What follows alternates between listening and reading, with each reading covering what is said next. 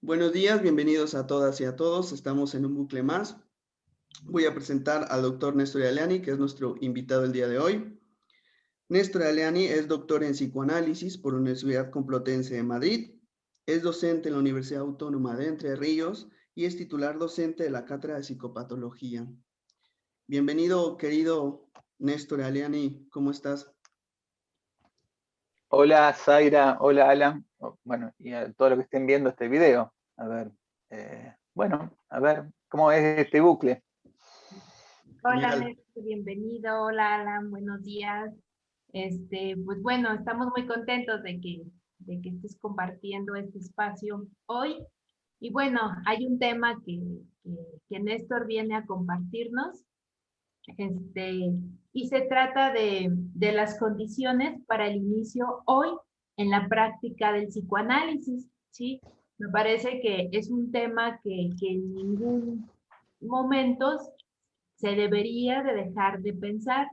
Mucho se habla de qué se debe hacer para ser analista, ¿no? Y bueno, platicábamos un poquito antes de entrar que a veces eso que se dice debe ser, a veces genera ciertos enfrentamientos, ciertas diferencias.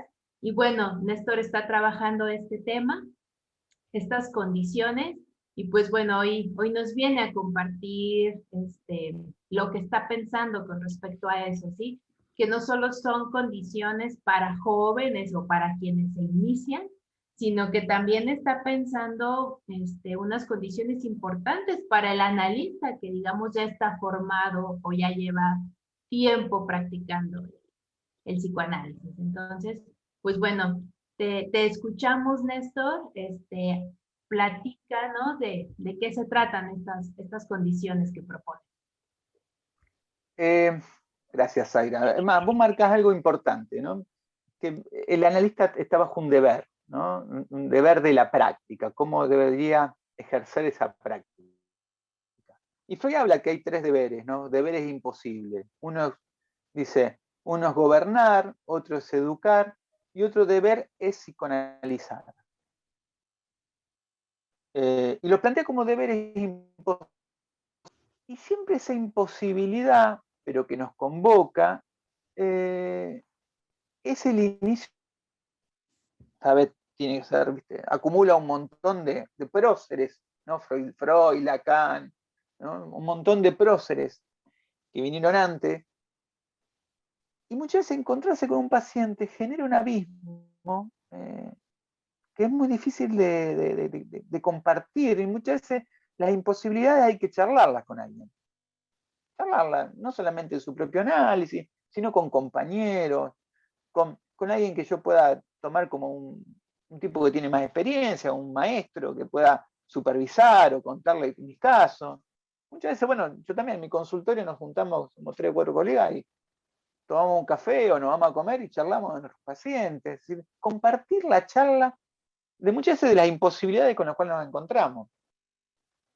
Y ese es más o menos el espíritu de lo que vengo pensando y lo que vengo trabajando fundamentalmente con gente que comparte la materia, con alumnos que se recibieron, con alumnos que están empezando las prácticas. Como la materia está en el 5.º año, lo último de la carrera, como que siempre quedaba esa necesidad de compartir el inicio de la práctica y bueno, generamos como un espacio fuera de la facultad para charlar, ¿no? Generalmente nos reuníamos en un bar, ya hemos hecho varios encuentros, ahora con la pandemia medio que se interrumpe, pero bueno, cuando se liberan las restricciones acá en Argentina nos encontramos y en el bar charlamos sobre estos inicios, ¿no? Sobre esta imposibilidad.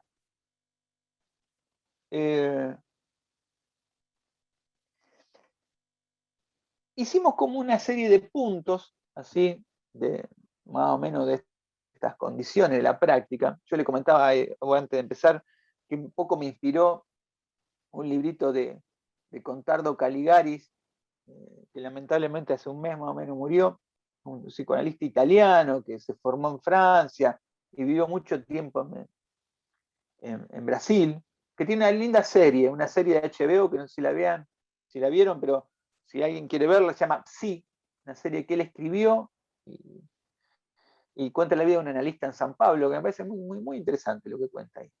Porque aparte cuestiona un poco los estereotipos del analista, ¿no? Y él escribió un libro que a mí me inspiró bastante porque son como cartas o mails y charlas con chicos que iniciaban una práctica. Entonces son como cartas a un joven terapeuta, se llama. Y él dice, entre muchas cosas, una cosa que es muy importante y muchas veces no le prestamos el, el lugar en la transmisión del psicoanálisis. Él dice, quien inicia la práctica, primero para escuchar a alguien tiene que tener un gusto por la palabra. Me parece muy importante porque yo siento que la condición es esa. Me gusta charlar. Tengo que tener un gusto por charlar, por escuchar. ¿Sí? Un gusto por la palabra. Y también algo muy importante es que ese gusto por la palabra uno tiene que tenerlo en todas las condiciones posibles de una práctica. Porque recién lo comentaba con Zaira, ¿no? Uno cuando empieza una práctica o imagina una práctica, siendo estudiante, tiene un imaginario, no solamente de la imagen que tiene que tener uno, sino también el imaginario de que es un paciente, ¿no? Y ese es el primer accidente de la imposibilidad. Un paciente nunca coincide con lo que yo imagino. Y ahí empieza el psicoanálisis, cuando yo cuestiono mi imaginario, cuando me encuentro con ese accidente, con esa imposibilidad. Mi imaginación no alcanza. Entonces, puedo encontrarme con alguien en un psiquiátrico que está delirando, o que no puede ni siquiera sostener un delirio, y tengo que soportar algo de eso, ser soporte. Yo creo que el analista cumple como un soporte al relato del otro. ¿Sí? Soporte en el sentido que muchas veces con algunos psicóticos el soporte es personas que están encerradas en un lugar o en una institución a medio abandonado, y nadie ni siquiera le presta atención. Muchas veces, ese soporte básico, lo que muchas veces ayuda muchísimo a alguien que, no sé, alguien una hora por semana lo escucha y todo lo que tenga para decir. Tal vez eso hace años que nadie lo escucha. Digo, esa primera condición de la práctica me parece que es básica, ¿no? Y muchas veces hay que recuperarla. O por ahí escuchar a alguien que le pasa ese primer accidente y ver, porque muchas veces cuando se rompen los imaginarios, yo lo veo mucho en los jóvenes, muchos jóvenes no soportan esa escena donde creían que había todo un orden, toda una lógica, las primeras entrevistas con pacientes, lo leyeron los textos, y se le rompen los esquemas y pareciera que sienten que no sirven, que eso. Y no, al contrario. Cuando se rompen los esquemas, uno empieza a escuchar.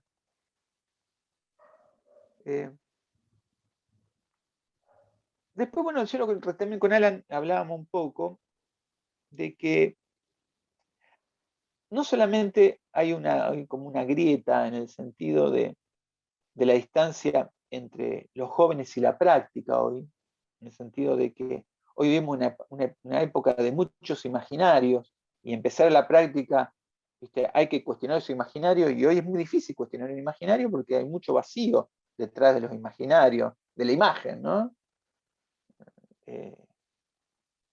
Esta persistencia del imaginario lo vemos constantemente en cómo hoy uno se hace y se constituye en las redes sociales, en lo virtual, ¿no? Y cuando algo de eso cae o falla, hoy es menos soportable que antes, ¿no?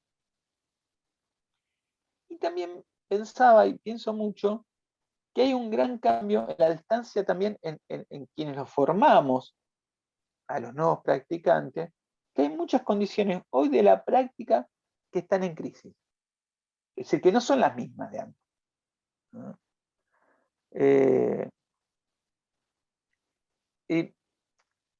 Y creo que la pandemia también no cambió el mundo, pero sí evidenció algo que estaba, o lo hace más palpable o más visible en esas condiciones. Yo pensaba, una de las últimas charlas que di, pensaba en qué condiciones Freud produjo el psicoanálisis. ¿Sí? ¿En qué condiciones Freud inventó el psicoanálisis? ¿No? Porque Freud era un tipo muy inteligente, muy bicho, como decimos nosotros los argentinos, ¿no? Que es muy perspicaz, muy, muy buen lector, y particularmente muy buen lector de su época, como él lee desde su época los clásicos, los mitos. Eso lo hace muy perspicaz Freud, porque no lee los mitos es decir, lo lee desde su época, ¿no? Y los aplica desde su época. Y me parece que hay dos condiciones que dan lugar al psicoanálisis. Yo elegí dos autores. Uno es Flaubert y otro es Nietzsche. ¿Por qué lo elijo?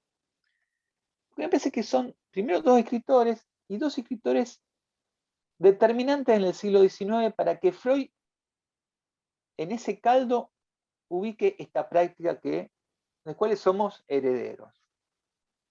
Flaubert porque inventa la novela, ¿no? Fíjense que Flaubert inventa la novela, que ya no se trata, fíjense que Madame Bovary se publica por primera vez en 1856, el mismo año que nace Freud, y hasta ahí siempre era, o el teatro o la épica, ¿no? Donde se describían crónicas de hechos y se ponían en acto, en acción crónica de hechos. La novela, fíjense que es una experiencia donde se cuentan pocos hechos y lo que importa es el proceso mental, las decisiones, la ida y vuelta, el reflexionarse, esta cosa de pensarse, vuelta sobre sí, que caracteriza al personaje, ¿no? Y me parece que en ese sentido el novelarse es la condición del analista y del análisis. ¿Sí? El analista y el analizante se proponen en esta práctica que inventa Freud escribir una novela de lo que es uno. Modestamente, pero uno tiene que novelarse, narrarse en una experiencia de análisis, y creo que no hubiera sido posible si no se inventaba la novela moderna. Esa condición es fundamental. Es más, me resultó curioso cuando me puse a pensar esto, yo me acordaba que existía en la antigua psiquiatría el término bovarismo, ¿no? Para ciertas definiciones de histeria, ¿no? Habían hecho hasta un cuadro psiquiátrico, ¿no? Y es muy interesante porque lo busqué. La definición de Wikipedia dice bovarismo, estado de insatisfacción crónica de una persona, especialmente en el campo afectivo amoroso, producido por el contraste insalvable entre la ilusión y la realidad. Eso me parece clarísimo, porque de alguna manera el psicoanálisis es aquello que viene a trabajar la diferencia entre nuestras ilusiones y la realidad, ¿no? Esa insatisfacción. Porque en realidad la novela viene a reemplazar un poco, me acordaba también de Foucault ahí, que Foucault dice, bueno, la modernidad termina, es el fin del Quijote, ¿no? El Quijote donde el Quijote seguía la identidad de la épica, ¿no? De los libros de caballeros y ¿no? Del Miocid, de toda esa épica, y siempre había las personas estaban en identidad con los signos, ¿no? Serán caballeros y el signo y lo que yo soy, siempre hay una relación de identidad, ¿no? Eso es lo que Foucault llama la representación, como el fin de la representación, donde las palabras y las cosas coincidían.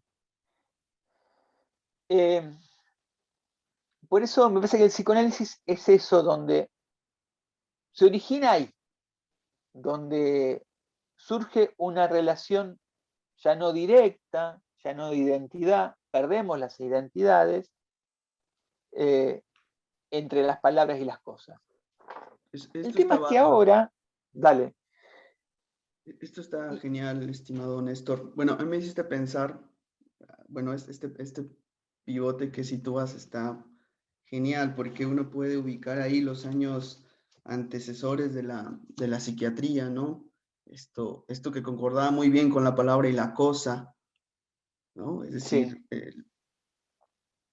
digamos, esta representación del signo concuerda muy bien como con lo que está pasando, y la psiquiatría me parece que tiene una lectura ahí, y el psicoanálisis, a partir de eso, genera otro tipo hasta de historicidad, digamos, esta manera en la que tú estás hablando de la función de la novela y de este encuentro con el analista, también podríamos pensarlo como otra forma de historización, ¿no? Digamos, otra forma de Sí, historizar eso, ¿no? Digamos, una sí, historia que va siendo en tanto que es narrada, ¿no? sí, Otra forma de sí. pensar la historia ahí, donde aquel que puede tomar algo de la palabra va narrando esa historia y en ese narrarse va siendo otra historia, ¿no? Ese me parece que es un gesto que por lo menos Freud detectó muy bien eh, y que por Sí, ahí se otorga algo de la escucha,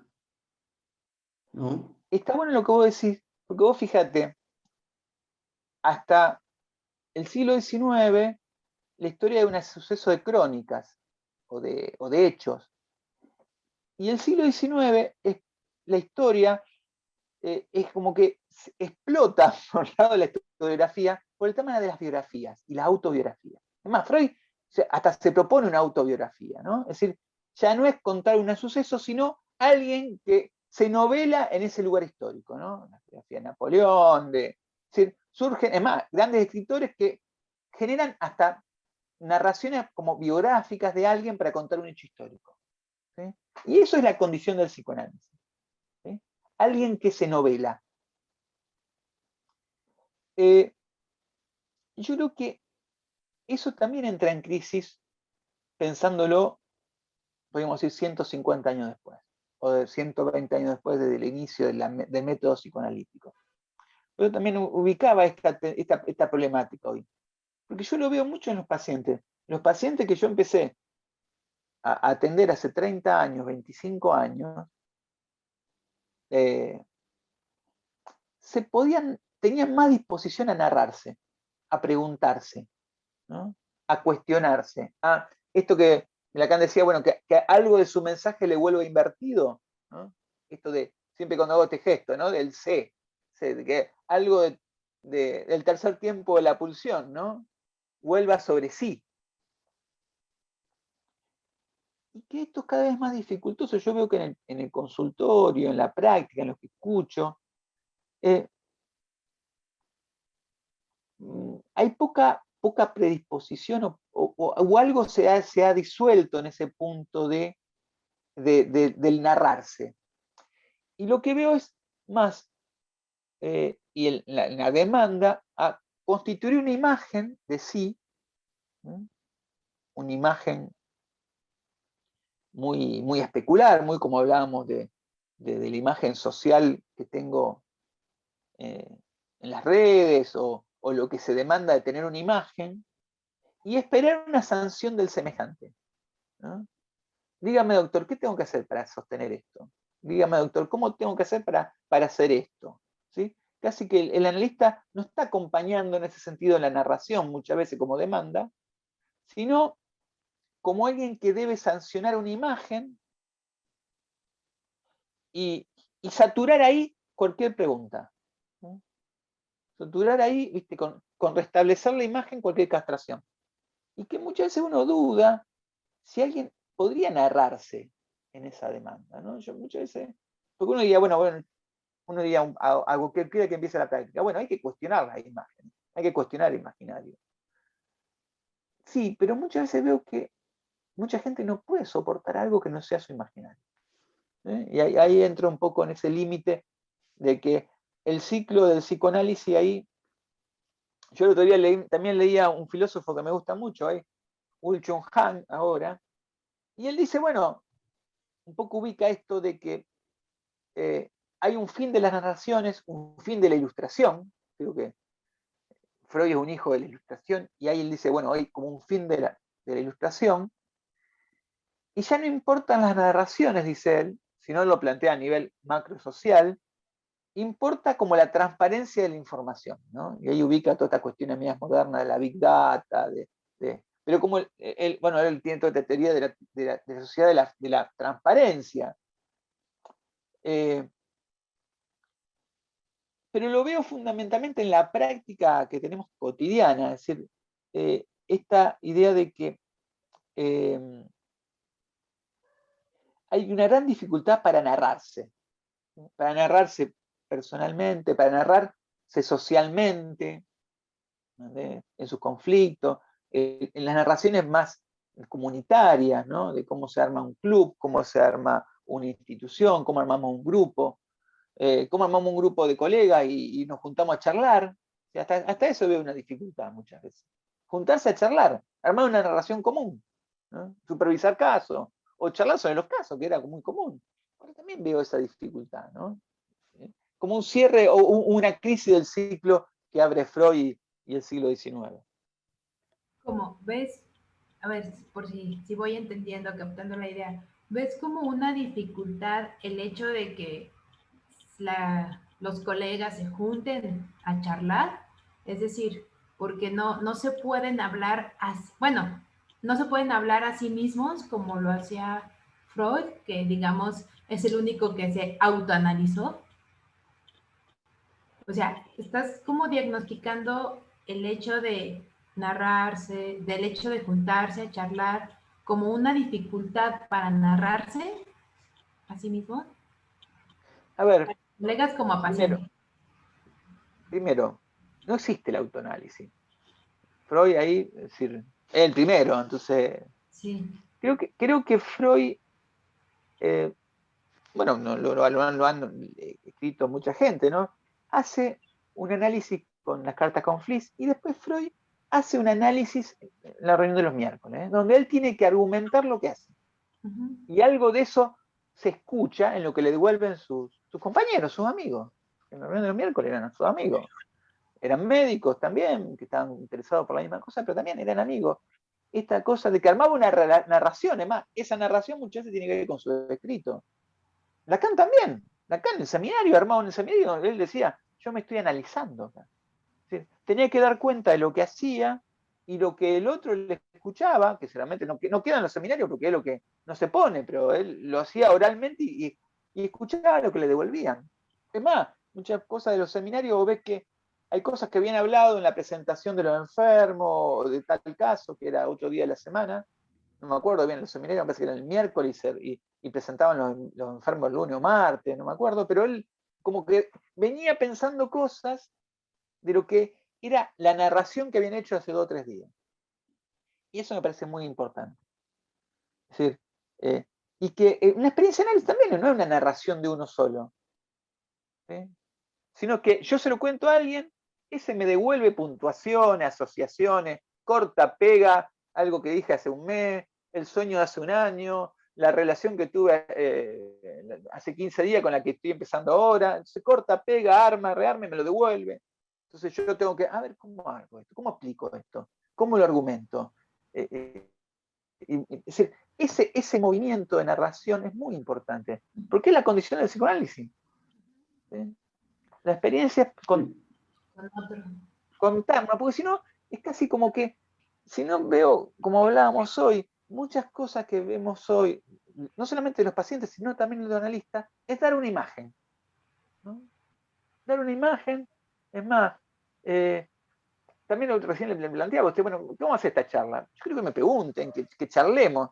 Yo me aburro cuando doy esa imagen que tengo que decir lo que el otro tiene que entender, y si termino eso, termino satisfecho. Y yo no, un analista no está satisfecho si dice lo que tiene que decir. Tiene que estar abierto al error, al desvío, al tropiezo. Eso me hace pensar. Pensar no es decir lo que sé, sino al contrario, encontrarme con el accidente, con la ruptura de mi imagen también. Porque todo accidente es ruptura de imagen, de imaginario. Y ahí, donde yo intento restablecer mi imaginario, aparece el inconsciente. Ahora, esto que veníamos tejiendo conforme la palabra, como, digamos, el practicante de psicoanálisis en esta correspondencia, ¿no? Con la palabra, con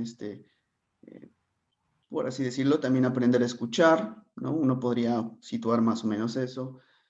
Pero a mí me parece también bien importante, a lo mejor es algo que ahorita vamos a trabajar y me gustaría ponerlo, es la idea de que hay que estudiar también mucho, porque a mí me parece que algo que les puede y que uno escucha en las supervisiones o escucha cuando alguien se quiere insertar en psicoanálisis, es cómo opero con lo que escucho, ¿no? Es como, estoy escuchando esto, pero no sé operar con eso, ¿no? Es decir, y me parece que eso puede llevar a lo que uno también puede pensar en algunas situaciones con cierta inoperancia, ¿no? Del analista.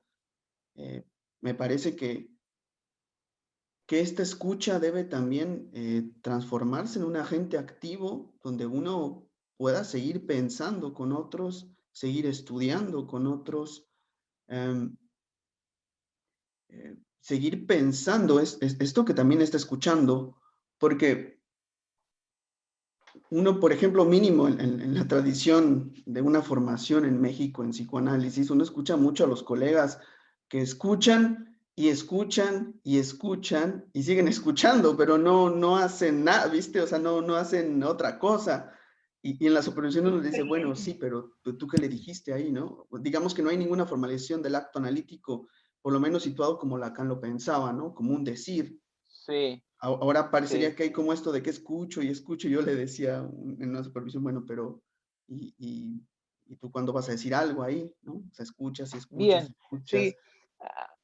Ahí vos decís algo que es muy interesante y que también me lo puse a pensar mucho, ¿no? Y encontré como cierta idea,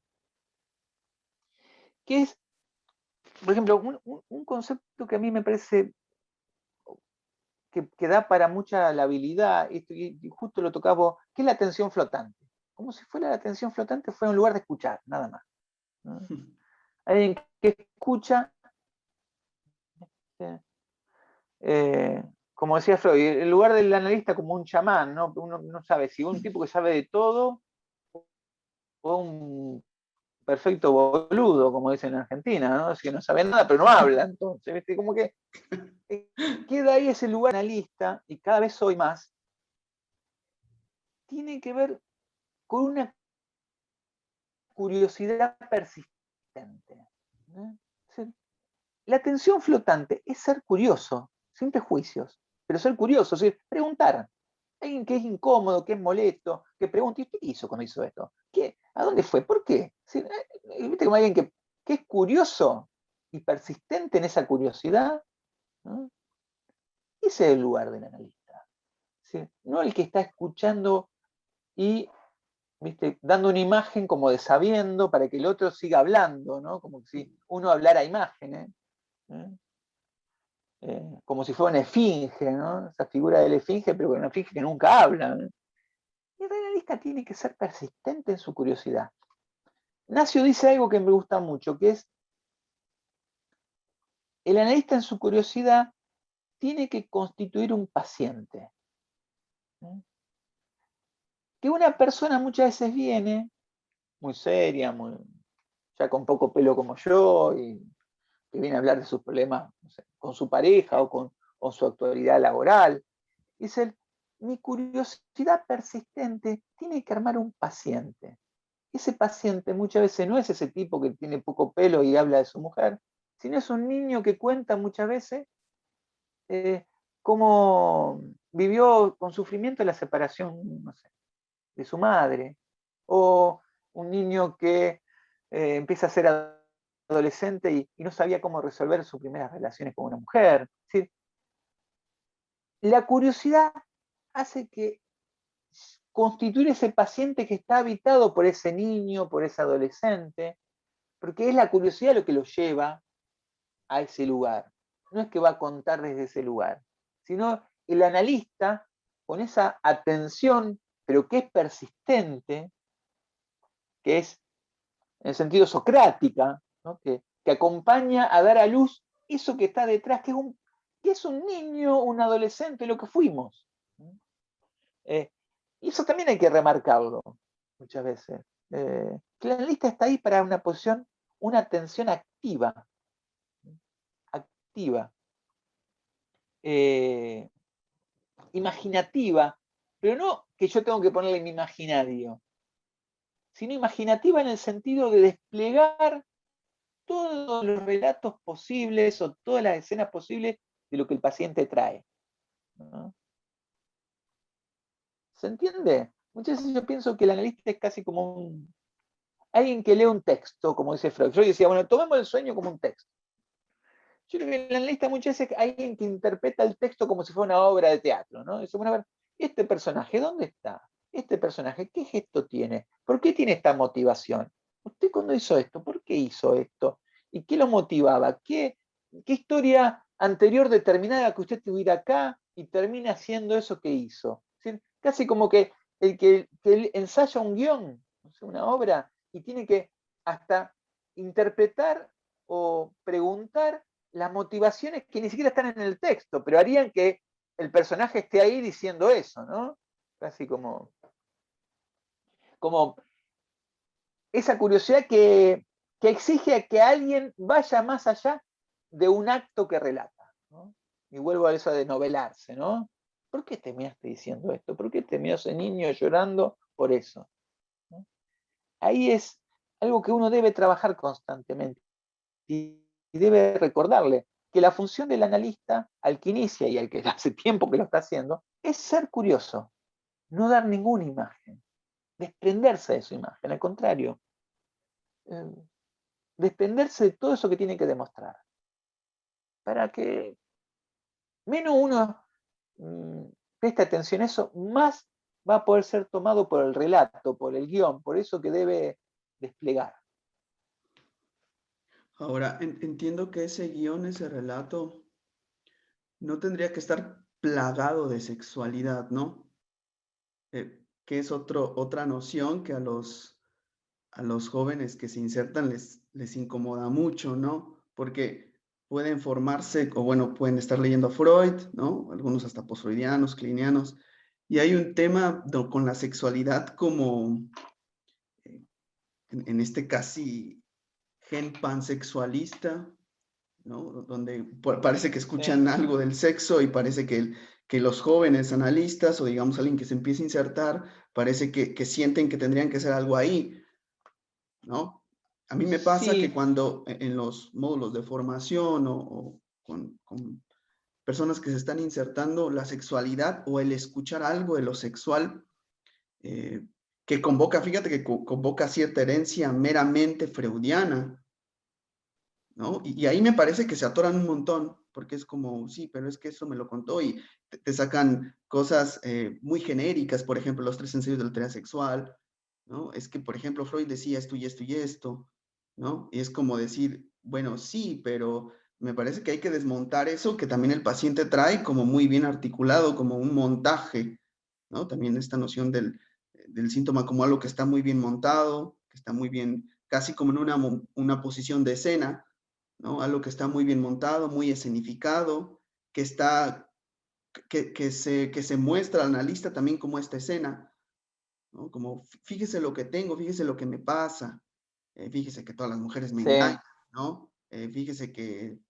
¿te fijas? O sea, me parece que ahí ese puede ser algo también que el practicante cuando escucha algo de eso y que escucha algo de la sexualidad, parece que ahí ya no sabe qué hacer, ¿no? Eh, Bien, bien. Hay un punto, ¿no? El problema clásico del psicoanálisis siempre, ¿no? El problema del psicoanálisis pone en el centro la sexualidad, ¿no? Sí, y eso siempre ha causado resistencias eh, en mucha gente, ¿no? Eh, eso siempre ha sido una dificultad eh, para cualquier practicante. El tema del prejuicio, ¿no? Y, obviamente que alguien que escucha en una práctica tiene que ser lo menos prejuicioso que pueda, ¿eh? Lo menos prejuicioso que pueda. Eso no quiere decir que sea un cínico, ¿no? Un cinismo, ¿no? Que no tenga ninguna posición personal. El tema es que esa posición personal debe estar trabajada afuera. Sí, ahí Uno es donde todo ser, acto es político, ¿no? Fíjate que ahí queda muy bien, todo acto es sí, político, sí, sí, uno tiene que ser lo acá menos, nos sitúa. sí, sí, exactamente. Pero uno, va a decir, uno tiene que tener el mínimo de prejuicios posible, ¿tá? Porque si no es muy difícil escuchar si no es prejuicioso, ¿no? Es En todo que caso, si tiene un prejuicio, sabe cuál es el límite. Yo no puedo escuchar tales cosas. Bueno, listo. Son pacientes, bueno, se lo digo a un compañero que pueda escuchar eso. sí, Yo y no es puedo escuchar todo tampoco. Y es que con el prejuicio de por medio, me parece que se inhabilita la pregunta, ¿no? Esto que manejas como curiosidad. Sí. La pregunta por hacer, ¿sí? Porque el paciente hable. Sí. Entonces, me parece que incluso hasta la misma teoría se puede convertir en un prejuicio, ¿no? O sea, la misma teoría de Absolutamente. Freud se ha Claro. convertido en un prejuicio ya que, que rechaza, que inhabilita que el practicante se anime a hacer clínica psicoanalítica, porque a veces se dice, ah, todo es sexo, puro es sexo. O bien también esto de la atención flotante, esto de que el analista solo debe de escuchar, también yo creo que si bien son parte de la teoría, se fue yo noto que actualmente ha sido, forma parte ya también de un prejuicio, ¿no? Escucho a los que se inician en la clínica a veces que, no, pues es que psicoanálisis puro sexo, en psicoanálisis puro bla, bla, bla, en psicoanálisis solo el paciente habla, habla y el analista escucha, ¿sí? Que si bien, claro, el analista escucha, ¿sí? Pero algo que se desconoce es que también interviene, que es activo, ¿sí? Que esa narrativa que tú nos propones es a partir de dos, ¿no? Mínimo dos, ¿no? Este, no se construye por sí misma o para sí misma, ¿no? Entonces, considero que la misma teoría también puede formar o convertirse en un prejuicio que inhabilita la pregunta.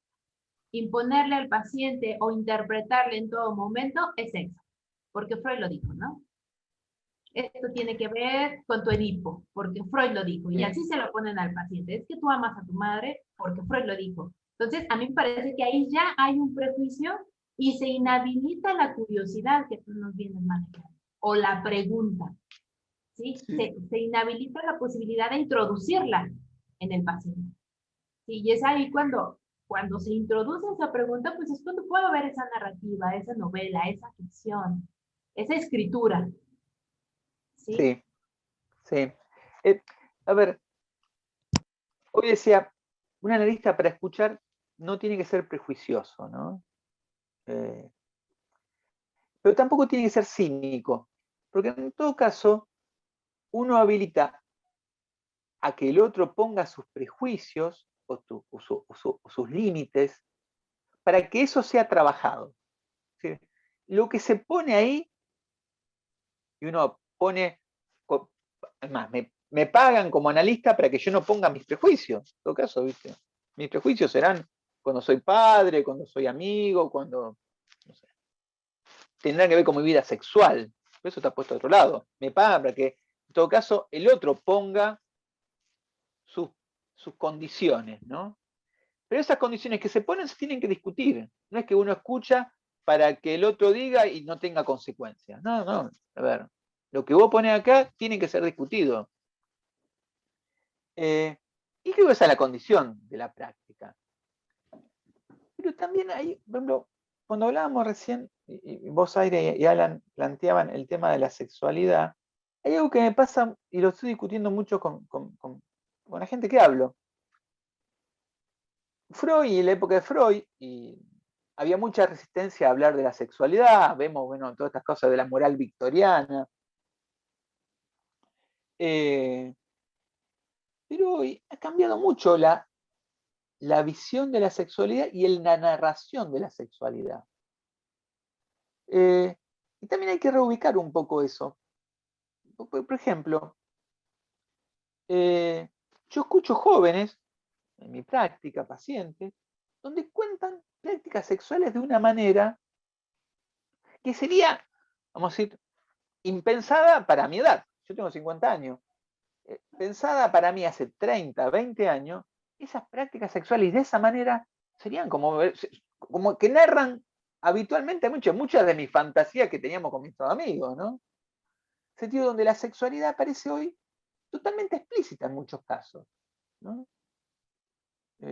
Encuentros sexuales a partir de, no sé, encontrarse en Tinder o en cualquier otra aplicación de citas, encontrarse, casi ni conocerse, no sé, tener comercio sexual, como decía Freud, ¿no? Lo que decimos coger, un poco más interesante que tener comercio sexual. Y muchas veces esa sexualidad hoy aparece narrada, pero no hay una relación de afecto con eso. O el afecto aparece como un desprendimiento fuera de la escena, ¿no? Por eso, que alguien venga a contarme una práctica sexual no implica que sea una sexualidad en psicoanálisis, ¿no? Yo Claro. también estoy reubicando ese concepto, ¿no? Muchas veces, que alguien me cuente un encuentro sexual con alguien que conoció por una red social, no implica que me esté hablando de la sexualidad. Yo Sí. muchas veces, cuando pregunto, digo, ¿se quedó a dormir? ¿Le hiciste el desayuno a la mañana?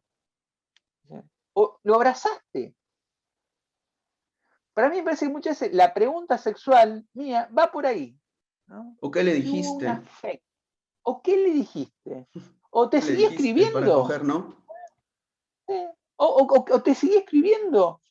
En el sentido de que para mí la sexualidad aparece cuando alguien se siente afectado por eso, ¿no?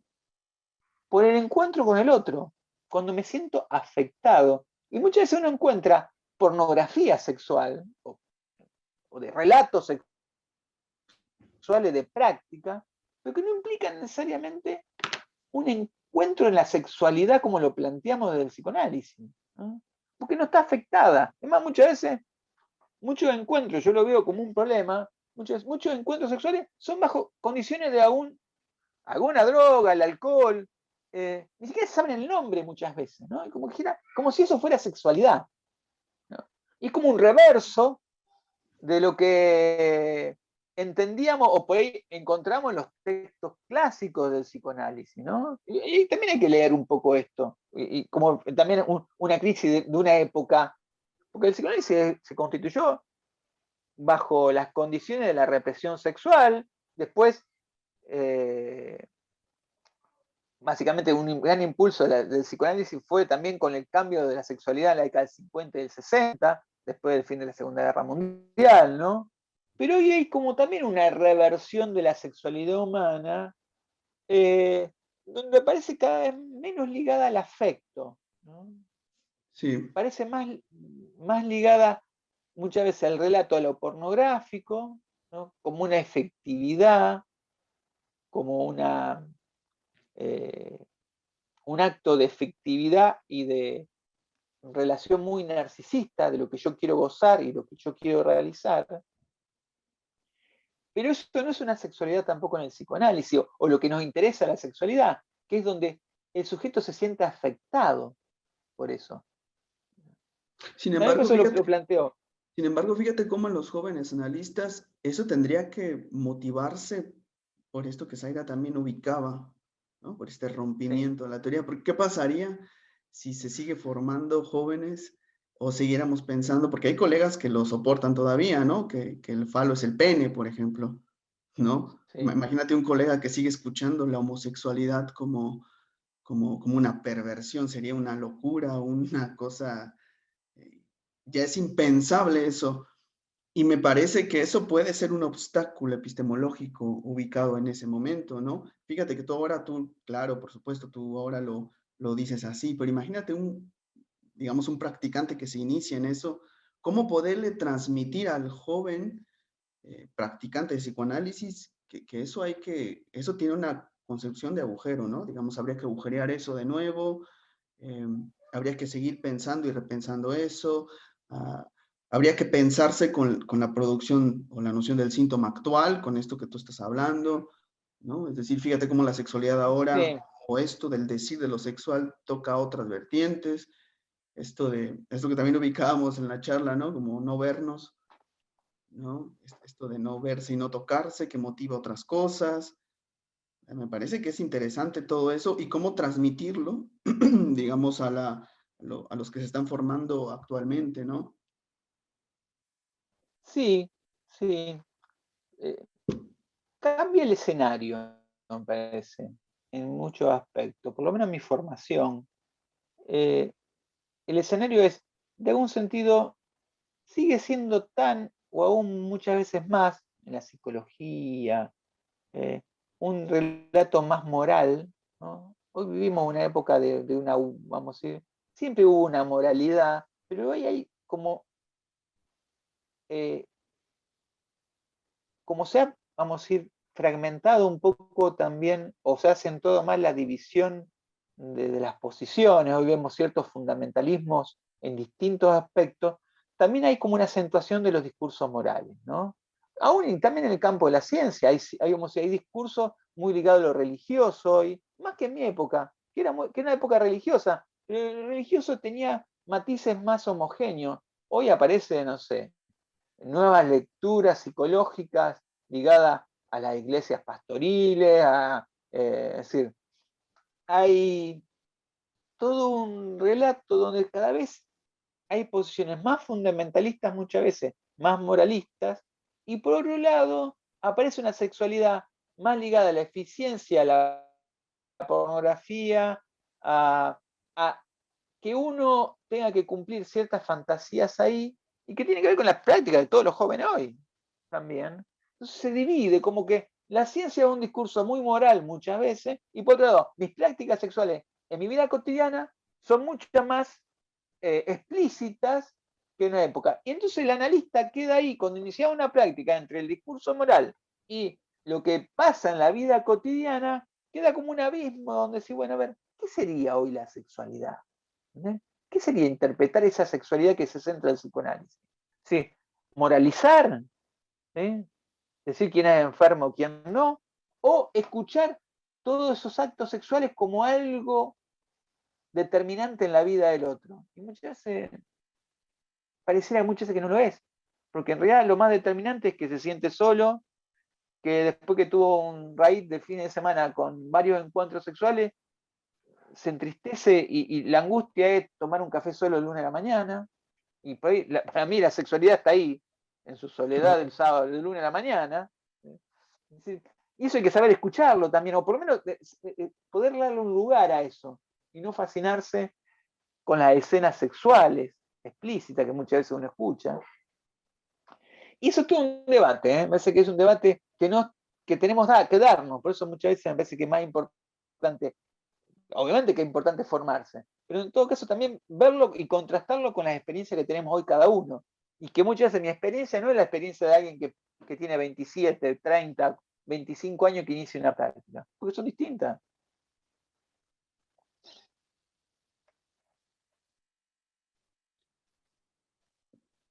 Y que las dos valen, ¿no? Por Sí, supuesto que las dos están ubicadas, las dos pueden dar cuenta de algo, a lo mejor en otro sentido, pero dan cuenta, porque es sí, una realidad que el psicoanálisis en ese aspecto también se va haciendo con los jóvenes que van estudiando, que siguen insertándose, que les interesa esto del psicoanálisis, que se sienten cautivados por el discurso, ¿no? Y algo que yo ubicaba también un poco retornando, porque bueno, quise interrumpir hace rato, pero estábamos desplegando, y que es algo que me parece que también es crucial, es cómo se afecta, ¿no? La persona que escucha. Porque también el joven colega se angustia mucho cuando se afecta lo que escucha, ¿no? sí, Digamos que, sí, digamos que entra en esta posición donde parecería que tendría que haber una neutralidad absoluta, ¿no? Como no afectarme de lo que pasa cuando, vaya, es obvio que te va a afectar porque estás causado por el significante también, ¿no? sí. Es algo Ahí hay un punto clave también. Sí, sí, vos marcás algo central también. Que en realidad es una práctica donde uno tiene que afectarse. Eh, pero ¿qué hacer con eso? A ver, uno tiene que tener experiencia con su propia angustia. Esto me enseñó también la práctica. Uno, a ver, no existe estándares o modelos de que si te pasa algo, te va a angustiar, ¿no? Entonces, no es que si le pasa algo a Alan o a Zaira o a Néstor, no vamos a angustiar de la misma manera. Entonces, eso no existe, ¿no? Existen un montón de manuales que tratan de describir, pero nunca el manual explica exactamente por qué lo que lo afecta a Néstor no lo afecta a Zaira o a Alan, ¿no? Entonces, no hay un modelo que uno puede prever la angustia del otro. Entonces, lo más importante es que yo haya trabajado mi angustia. Mis puntos angustiantes los tenga trabajado. ¿Por qué? Porque la angustia es contagiosa. Un paciente que viene angustiado, si uno lo escucha, y lo escucha en serio, puede ser que uno también se angustie. La angustia es muy contagiosa, ¿no? Entonces, primero tengo que estar avisado de mi propia angustia. Despejada esa angustia, uno puede soportar, hacer soporte, no digo soportar en el sentido de bancársela porque soy machito, ¿no? Sino de ser soporte para que el otro escuche un lugar o tenga lugar donde contar eso. Trabajar con la angustia es hacer un lugar para que alguien lo cuente. Ya con el hecho de contar algo angustiante, se calma. ¿Sí? Por eso reitero, es importante que uno trabaje con su angustia para que no se contagie, no quede contagiado de eso. Eso creo que es una condición, ¿no? Después, uno está afectado por lo que el otro dice. Muchas veces me pasa que pasa mucho tiempo con un paciente y que no siento que me afecte o que me, como decía hoy, que me cause curiosidad lo que está diciendo. Ese es un momento muchas veces para decir, bueno, yo a este paciente le tengo que decir que no le estoy sirviendo. ¿Sí? Que realmente que puede continuar el análisis con otra persona porque a mí hay algo que no me afecta, no me genera curiosidad también. Eso también son dos límites. Uno es la angustia y otro es, viste, cuando uno escucha y escucha, y muchas veces hay gente que dice, no, yo fui 5 años con mi analista y ¿qué pasó ahí? Y el otro dice, no pasó mucho. Bueno, ¿por qué nunca te dijeron qué pasó? O sea, el otro no le afectaba lo que vos decías, no había nada que le causara la curiosidad para llevarte el relato a otro lado. ¿Por qué nunca te lo dijo eso? A lo mejor se la pasó Yo creo que también escuchando. hay, claro, y escuchando como si, viste, yo también yo a veces veo que si a mí con el tiempo veo que he perdido la curiosidad y no me afecta, porque la curiosidad te tiene que, de alguna manera, afectar, o también no sé si afectar, pero sí tocar de alguna manera, ¿no? Uno es curioso, no con todo, sino con las cosas que lo tocan. Lo tocan porque tiene que ver con su historia, con su infancia, con algún relato. Hay muchos casos que yo siento que con el tiempo no avanza porque no me toca. Y no tengo curiosidad, no le pregunto. En esos momentos digo, bueno, mire, yo con usted ya cumplí un ciclo, por ahí puede ser que otro lo pueda ayudar en esto que usted me está planteando, porque yo creo que no le puedo servir. Eso también plantea al límite el analista, ¿no? No sé, a ver, ¿por dónde quieren que estamos en tiempo? No sé. Esto que mencionas de que, ok, el paciente no te toca, o no te incita a la pregunta, a mí me gusta como nombrarla como no te incita a investigar, a preguntar, Sí. a intervenir, a todo eso. Me parece muy importante que lo menciones como algo pasa con el analista, ¿no? Porque comúnmente se asocia, o al menos acá parece que también con Alan acá en México, acá en Zacatecas, se asocia a eso si el paciente no logra tocarte o producirte esa pregunta, ese deseo por saber del paciente, se le atribuye como hay una resistencia en el paciente. El paciente es el que se está resistiendo, ¿no? Es algo con lo que yo convivo, que si el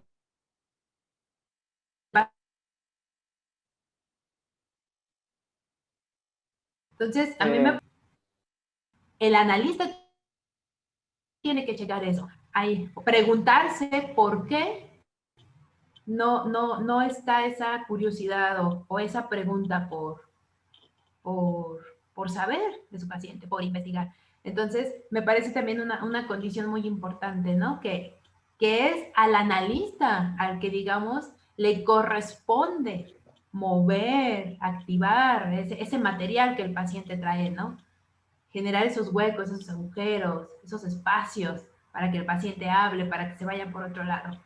Entonces, lo destaco porque se me hace una condición muy importante a tener presente porque comúnmente se le asocia al paciente, o al menos en los espacios en los que a veces me he formado, se le asocia al paciente. El paciente es el responsable de que no me produzca curiosidad, porque el paciente es, porque el paciente hace, porque el paciente dice, porque el paciente es muy aburrido comúnmente. Entonces, como es muy aburrido, entonces eso me está produciendo a mí, que aburrimiento o algo que no me gusta. Sí.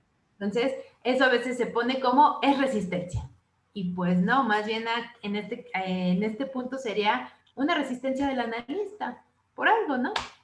Ya sea porque le mueve aspectos muy personales o porque no tiene la posibilidad teórica también para desplegar una pregunta.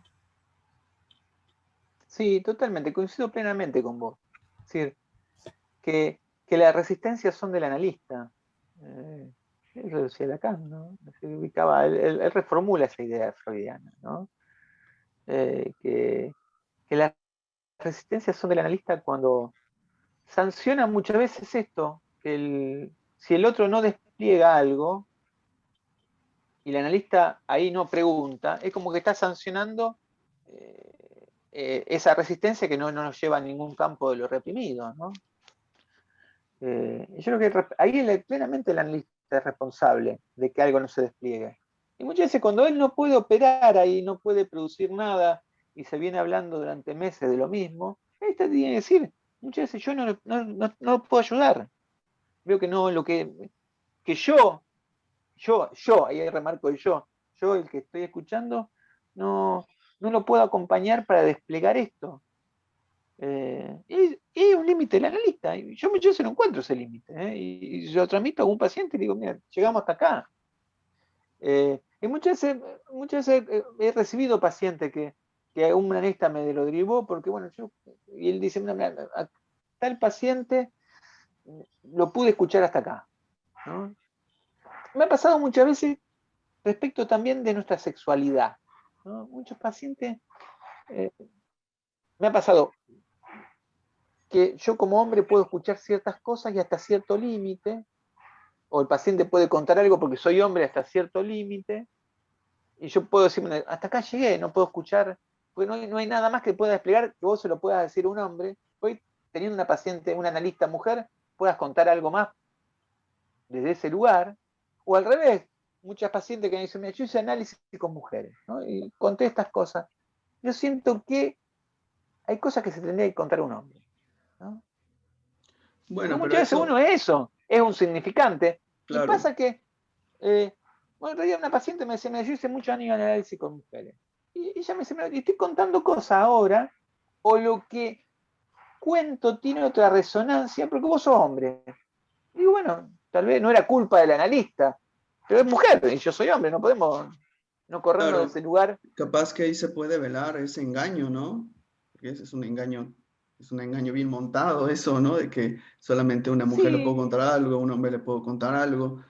Me parece que eso es sí, político, ¿no? Hace Digamos, sí, política. pero uno también es, eh, eh, a ver, uno puede escuchar muchas cosas, pero también el paciente proyecta ahí que hay cosas que puede contar un hombre y que puede contar una mujer. Podemos correr esos límites, pero esos límites no son lo que todo, no se puede contar todo. ¿Eh? Eso está funcionando al principio. Si yo elijo un hombre o elijo una mujer como analista, por algo. O elijo un hombre o una mujer que tenga cierta posición sexual, ¿no? Que sean homosexual o heterosexual. También esa información está. Y también ya hay un límite ahí que uno puede correr, pero no puede correr todos los límites, ¿no? Y muchas veces, bueno, usted que podía contarle algo. Muchas mujeres se analizan con mujeres, por ejemplo, y pueden contar tantas cosas, pueden dar vueltas a ciertos temas, pero hay un punto como que encuentran un límite que lo desplazan si van y empiezan con un hombre. O al revés, también, ¿no? Muchos hombres que se analizan con hombres pueden trabajar ciertas cosas, pero ven que hay un punto que como que hay otra mirada que por las propias condiciones de dos hombres en su sexualidad ahí, en análisis, no lo ayudaría si lo escucha una mujer. Creo que esas cosas también son los límites de un análisis.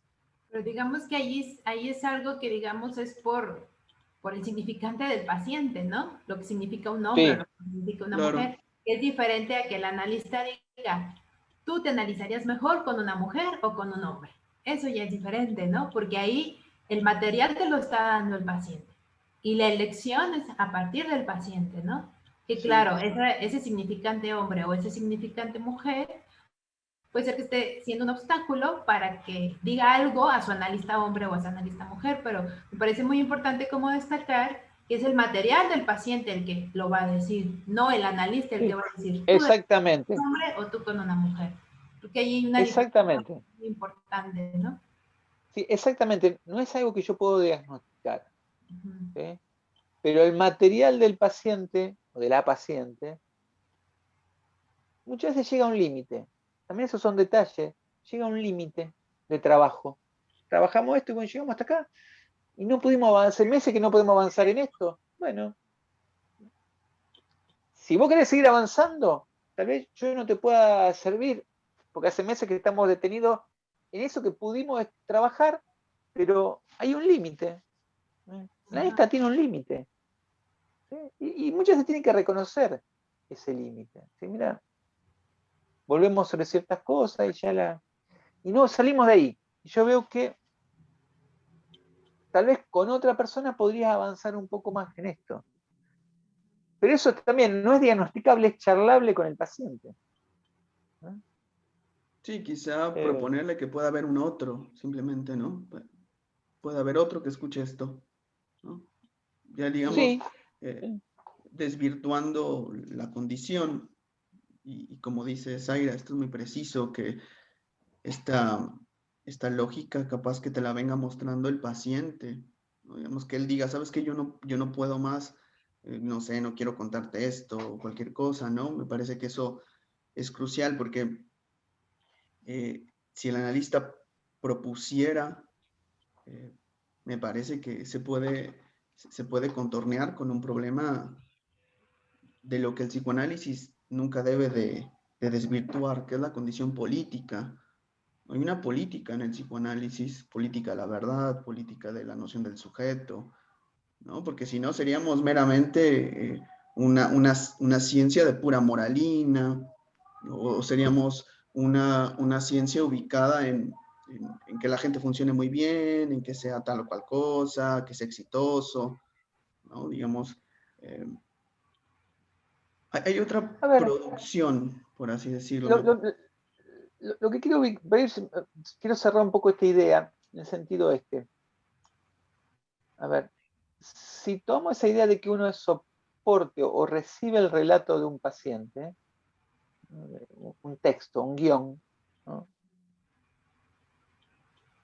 Es casi como, viste, como si uno fuera un actor, ¿no? El analista es como un personaje, el cual uno puede representar distintos personajes en la vida del paciente, ¿no? Incluirse en distintas series, ¿no? Como Freud se incluía en la serie, no sé, de Elizabeth, y cómo le dolía al padre, con el cuñado, con ese chico ahí que se iba a encontrar, la pierna también le dolía con Freud. Entonces Freud entraba en una serie, ¿no? Todo analista entra en una serie dentro de esos relatos. Y eso es lo transferencial, que uno está en transferencia porque yo dejo de ser yo para entrar en una serie de personajes del paciente. Y muchas veces uno también tiene un límite por la propia condición de la serie. ¿Sí? Por eso le decía, bueno, que también uno puede escuchar y pueden representar distintos elementos de la serie, pero hay otro elemento de la serie yo no puedo representarlo. Y eso uno se va dando cuenta muchas veces. ¿entendés? Que precisa que entre a otra persona o empiece a trabajar con otra persona para poder trabajar ciertas cosas de esos personajes que uno no puede alcanzar muchas veces. ¿Sí? Y yo creo que si uno lee los casos de Freud, muchas veces hay algunos casos, por ejemplo, la joven homosexual. La joven homosexual, Freud no entra en serie con nada y fracasa. Primero porque la paciente la llevan los padres, ¿no? Y lo obligan a hablarle a Freud. Freud le hace preguntas, trata de trabajar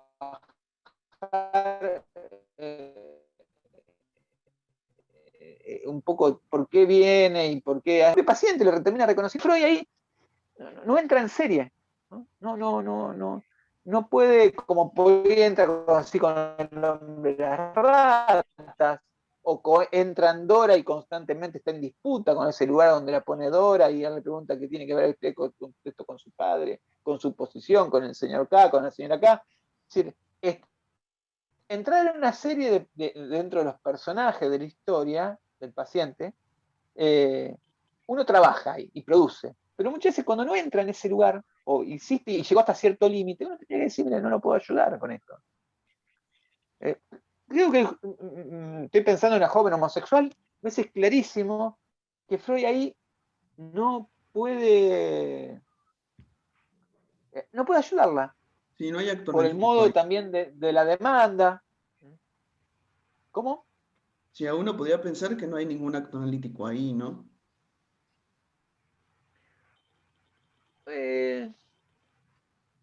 O el acto muchas veces funciona cuando reconocemos que no funciona. Yo creo que sería un buen acto. Creo que tal vez hubiera dicho Freud, Sí, antes de esperar que la paciente le mienta, él diga, mire, no podemos trabajar, pero yo le doy a esta persona que lo va a poder escuchar. Tal vez el acto era, muchas veces pasa, que un paciente viene porque la demanda es de los padres, ¿no? Y por ahí, porque la demanda era de los padres, esa chica no quería hablar con ese hombre. Pero por ahí ese hombre podría haber escuchado y podría haberle dicho, hay cosas muy importantes acá. Pero tal vez yo no lo puedo ayudar. Hable con esta persona, pero usted escríbale, usted demándele. Tal vez reconocer el límite de la imposibilidad del acto haga que ese acto se constituya en otro lugar. Y muchas veces pasa eso.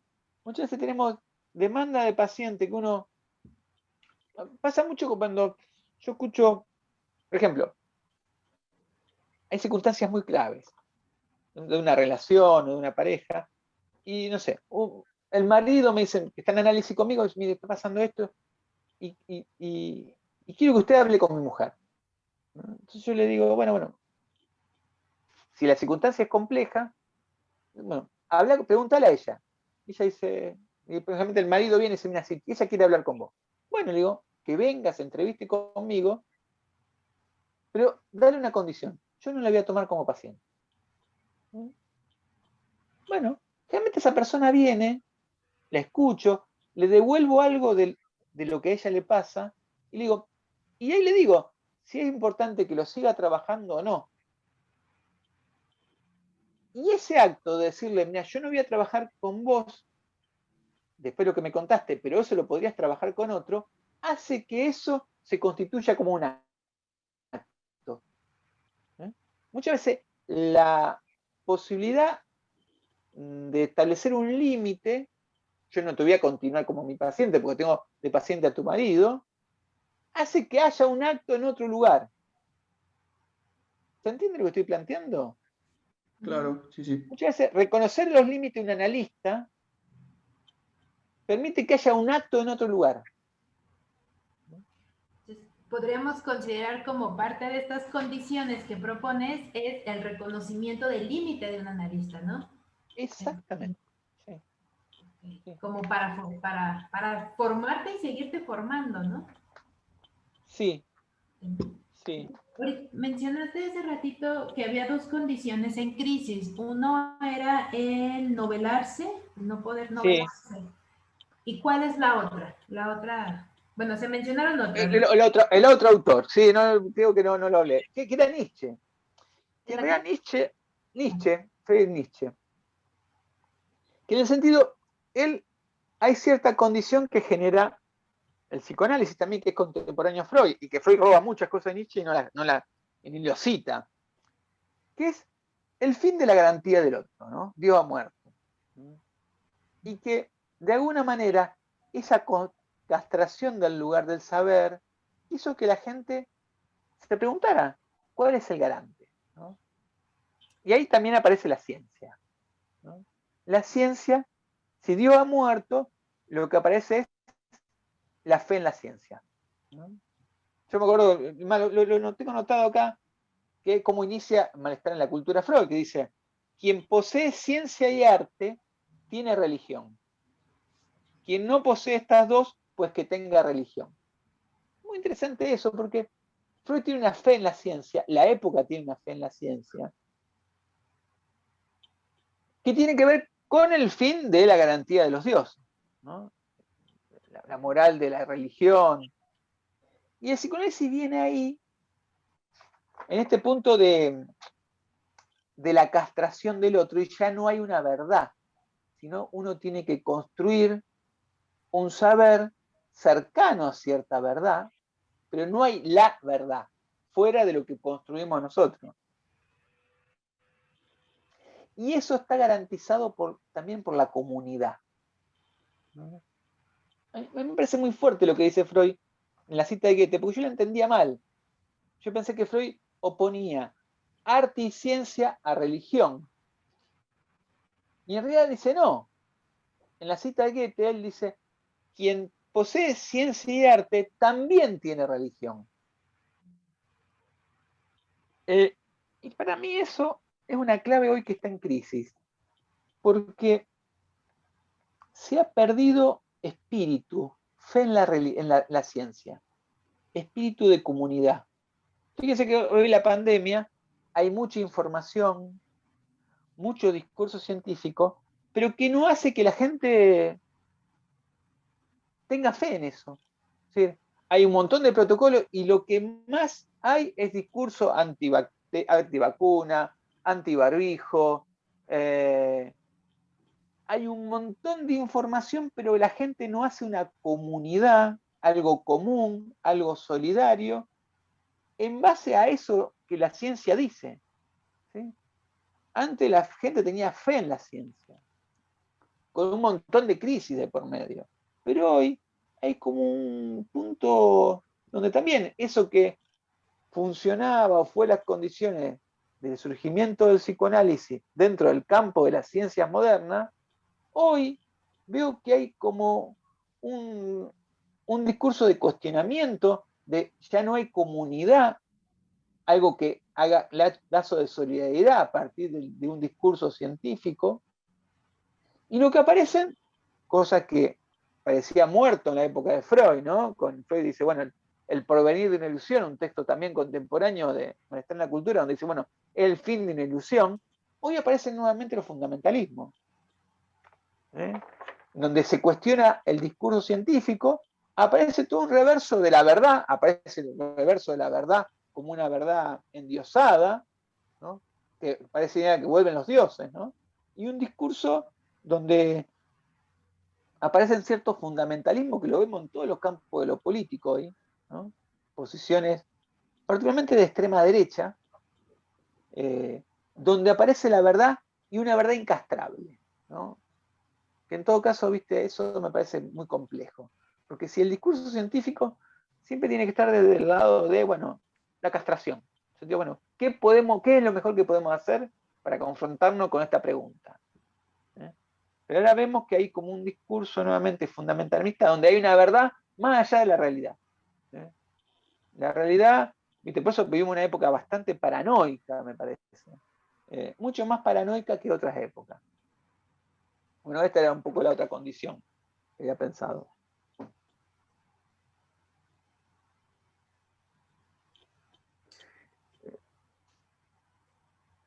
Esta condición la podemos asociar incluso dentro de la misma práctica psicoanalítica como un rechazo al psicoanálisis como disciplina científica? El psicoanálisis siempre fue rechazado dentro de cierto modelo científico. Sí, sí, de Popper y la falsación.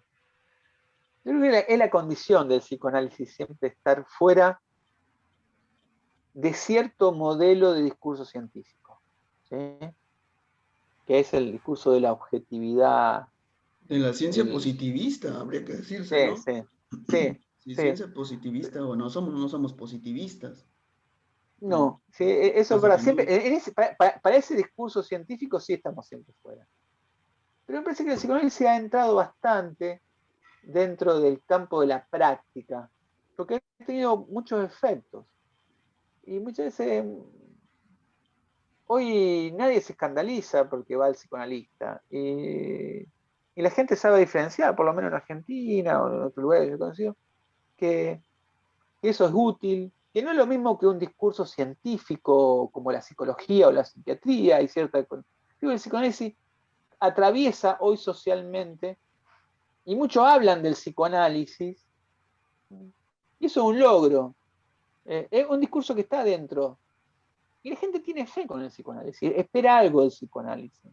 Ahora, yo creo que aquí el tema, a partir de esto que dices, es también el problema de que esté tan insertado el psicoanálisis, que, y me parece que eso está en crisis, y habría que también estar como trabajando en ello. Es ¿Está que tan alguien puede decir, insertado dónde?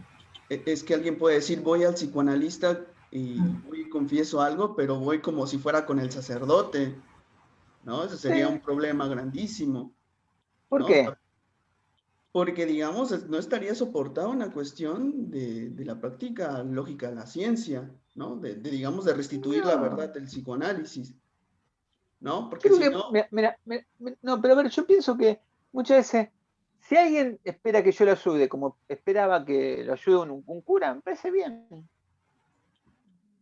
Si tiene fe en algo, me parece bien. Yo no lo veo tan mal. Después será, a ver, tengo que tomar eso y después ver qué Ujú, hago con eso. Pero primero tengo que tener que alguien me crea, me ujú. tenga fe. bueno, claro, ¿Sí? Que digamos, yo se los propondré decirlo como el analista necesita tomar ese lugar de símbolo que le proporciona el paciente, ¿no? Dante. Sí, Si es hacerle la analogía como el sacerdote, voy y te confieso a ti, bueno, hay que tomarlo porque hay que partir de ahí, ¿no? O sea, te está sí, dando un lugar simbólico para exactamente.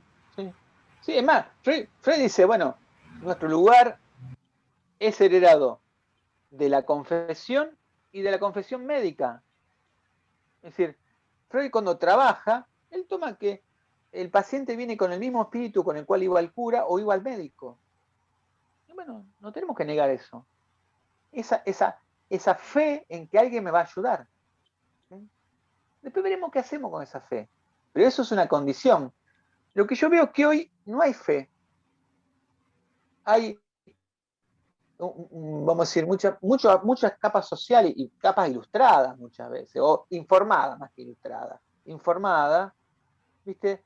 Eh, no tienen fe, no confían en el discurso científico. Al contrario, generan teorías anticientificistas, ¿no?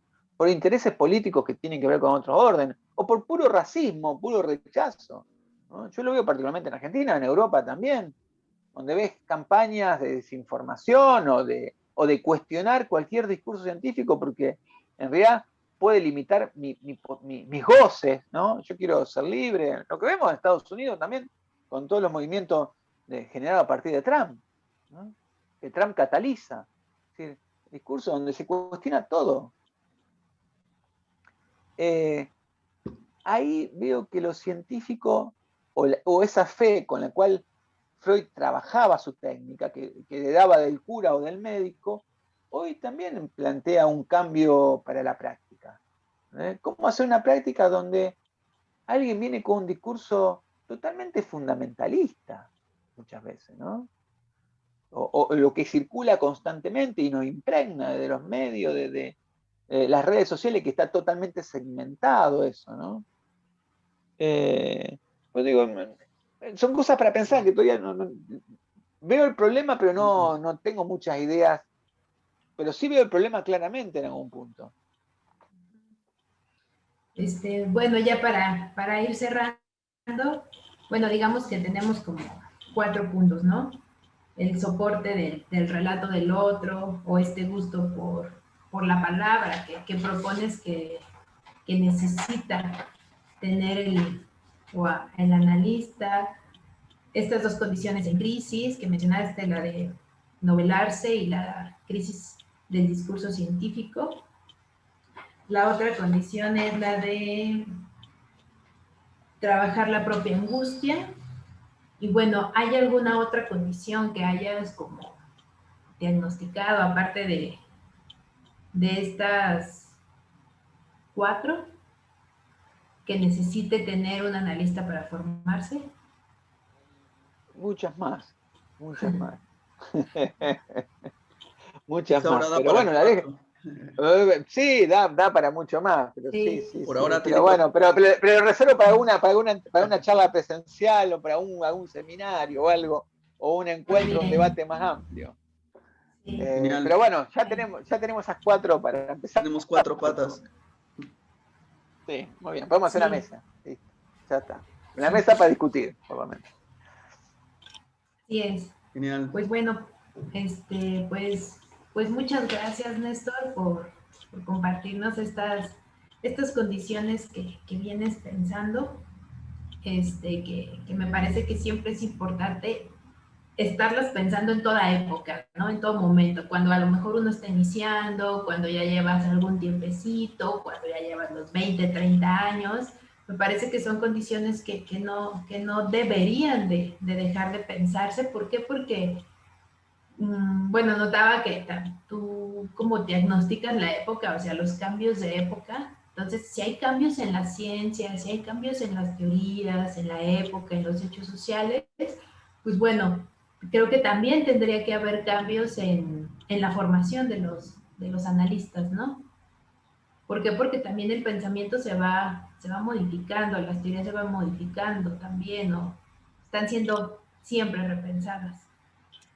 Entonces, bueno, a lo mejor algo que yo agregaría, que también lo mencionó Alan, esta condición como de también estudiar, ¿no? Investigar, ¿sí?